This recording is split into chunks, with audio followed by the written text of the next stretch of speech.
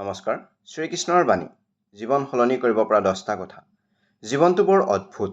কেতিয়াবা আমি যাক নিজৰ বুলি ভাবোঁ সেই মানুহজনে আমাক এৰি যায়। কেতিয়াবা যাৰ বাবে নিজৰ সুখ ত্যাগ কৰোঁ সেই মানুহজনে আমাৰ মূল্য বুজি নাপায়। কেতিয়াবা বহু চেষ্টা কৰি সফলতা নাহে আৰু কেতিয়াবা একো আশা নকৰাকৈও জীৱনে আমাক এনেকুৱা কিবা দিয়ে যিটো আমি কেতিয়াও কল্পনা কৰা নাছিলোঁ। কিন্তু এনে কঠিন সময়ত শ্ৰীকৃষ্ণৰ বাণীবোৰে আমাক জীৱনটো নতুন দৃষ্টিৰে চাবলৈ শিকায়।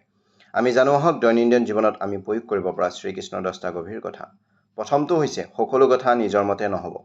জীৱনত আমি বিচৰা সকলো বস্তু আমি নাপাওঁ। কোনোবাই আমাৰ লগত থাকিব বিচাৰিব নোৱাৰে। কোনোবাই আমাক ভাল নাপাব পাৰে আৰু কেতিয়াবা আমাৰ বহু চেষ্টা কৰি ফলাফল আমাৰ পক্ষত নাহিব পাৰে। কিন্তু তাৰ অৰ্থ এইটো নহয় যে জীৱনটো শেষ। কেতিয়াবা যিটোক আমি ক্ষতি বুলি ভাবোঁ সেইটোৱে পিছত আমাৰ জীৱনৰ সৰ্ববৃহৎ শিক্ষা হৈ পৰে। সেয়েহে সকলো কথা নিয়ন্ত্ৰণ কৰিবলৈ চেষ্টা নকৰিবা। যি তোমাৰ হাতত আছে সেইটো সঠিকভাৱে কৰা। দ্বিতীয় হৈছে কৰ্ম কৰি যোৱা। শ্ৰীকৃষ্ণৰ গীতাৰ অন্যতম গভীৰ শিক্ষা কৰ্মণ্যেৱাদী কাৰণতে মা ফলেষু কদাচন, অৰ্থাৎ তোমাৰ অধিকাৰ কৰ্ম কৰাৰ ওপৰত, ফলৰ ওপৰত নহয়। আমি বহু সময়ত কাম আৰম্ভ কৰাৰ আগতেই ভাবিবলৈ আৰম্ভ কৰোঁ যদি মই সফল নহওঁ মানুহে কি ক'ব, মোৰ লাভ কি হ'ব। এই চিন্তাবোৰে আমাক আগবঢ়াবৰ পৰাই বাধা দিয়ে।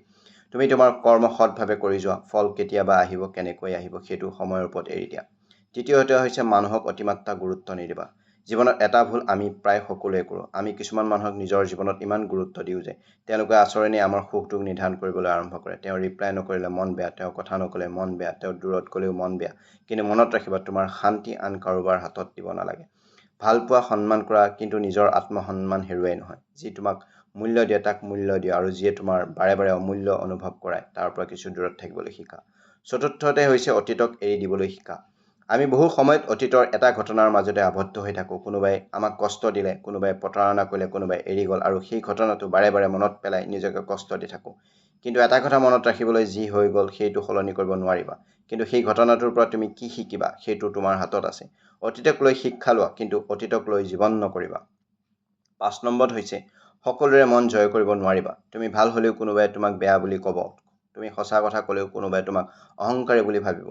তুমি সকলোৰে সহায় কৰিলেও কোনোবাই তোমাৰ এটা ভুলহে মনত ৰাখিব। সেই মানুহক কি ক'ব সেইটো লৈ জীৱনটো নষ্ট নকৰিবা। তুমি নিজৰ বিবেকৰ ওচৰত সঁচা হৈ থাকা, কাৰণ শেষত মানুহে তোমাৰ জীৱনটো জীয়াই নিদিয়ে, তুমি নিজেই জীয়াব লাগিব। 6 নম্বৰত হৈছে কঠিন সময়ত ধৈৰ্য ধৰা। জীৱন এনেকুৱা সময় আহিব যেতিয়া একো বুজি নাপাবা। ক'লৈ যাবা, কি কৰিবা, কাক বিশ্বাস কৰিবা একো স্পষ্ট নহ'ব। কিন্তু সেই সময়ত নিজকে শক্ত কৰি ৰাখিবা, কাৰণ ৰাতি যিমানেই দীঘল নহওক পুৱা হ'বই। দুখ যিমানেই গভীৰ নহওক সময়ৰ সৈতে তাৰ ৰূপ সলনি হ'বই। ধৈৰ্য ধৰা। হয়তো তুমি যিটোৰ বাবে অপেক্ষা কৰি আছা সেইটো আহিবলৈ অলপ সময় লাগিছে।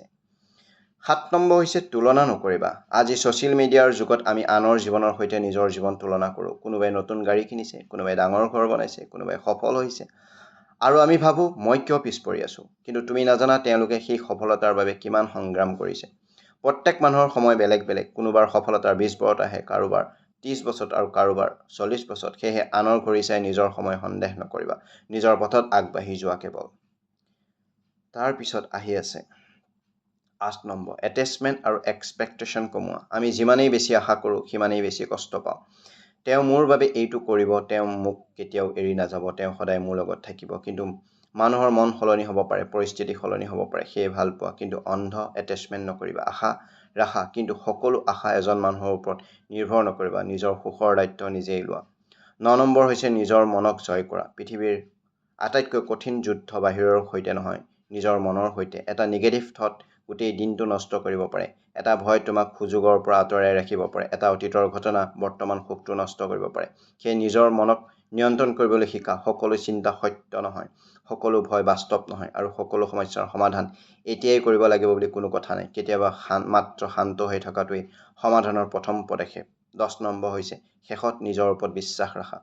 জীৱনত মানুহে তোমাক এৰি যাব পাৰে, বন্ধুৱে এৰি যাব পাৰে, সম্পৰ্ক ভাঙিব পাৰে, ব্যৱসায়ত ক্ষতি হ'ব পাৰে, চাকৰিত সমস্যা আহিব পাৰে, কিন্তু এটা বস্তু কেতিয়াও এৰি নিদিয়া, নিজৰ ওপৰত বিশ্বাস। কাৰণ যেতিয়া তুমি নিজকে বিশ্বাস কৰিবলৈ এৰি দিয়া তেতিয়াই পৰাজয় আৰম্ভ হয়। আৰু যেতিয়াই তুমি কোৱা হয় মই এতিয়া কঠিন সময়ৰ মাজত আছোঁ, কিন্তু মই ইয়াৰ পৰা ওলাই আহিম, তেতিয়াই তোমাৰ ভিতৰৰ আচল শক্তি জাগি উঠে।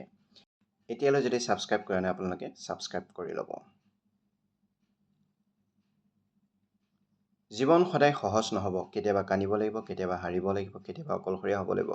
কিন্তু প্ৰতিটো কঠিন সময় তোমাক অলপ অলপকৈ আৰু শক্তিশালী কৰি তুলিব। সেয়ে মানুহক লৈ নহয়, নিজৰ কৰ্মক লৈ চিন্তা কৰা। অতীতক লৈ নহয় বৰ্তমানক লৈ জীয়াই থকা আৰু ভৱিষ্যতক লৈ ভয় নকৰি নিজৰ ওপৰত বিশ্বাস ৰখা। কাৰণ যেতিয়া পথটো কঠিন হয় তেতিয়া হয়তো ঈশ্বৰে তোমাক এটা ডাঙৰ যাত্ৰাৰ প্ৰস্তুত কৰি আছে। শ্ৰীকৃষ্ণই তোমাৰ জীৱনত শান্তিয়ে শক্তি সঠিক পথ প্ৰদান কৰক। শেষত এটাই অনুৰোধ, যদি শ্ৰীকৃষ্ণৰ এই বাণীবোৰে আপোনাৰ মনত অলপো স্পৰ্শ কৰিছে তেনেহ'লে এই চেনেলটো ছাবস্ক্ৰাইব কৰি আমাৰ সৈতে জড়িত হৈ থাকক। এনে আৰু আধ্যাত্মিক জ্ঞানমূলক জীৱনমুখী ভিডিঅ'ৰ বাবে ছাবস্ক্ৰাইব কৰক আৰু বেল আইকনটো প্ৰেছ কৰিব নাপাহৰিব। ধন্যবাদ।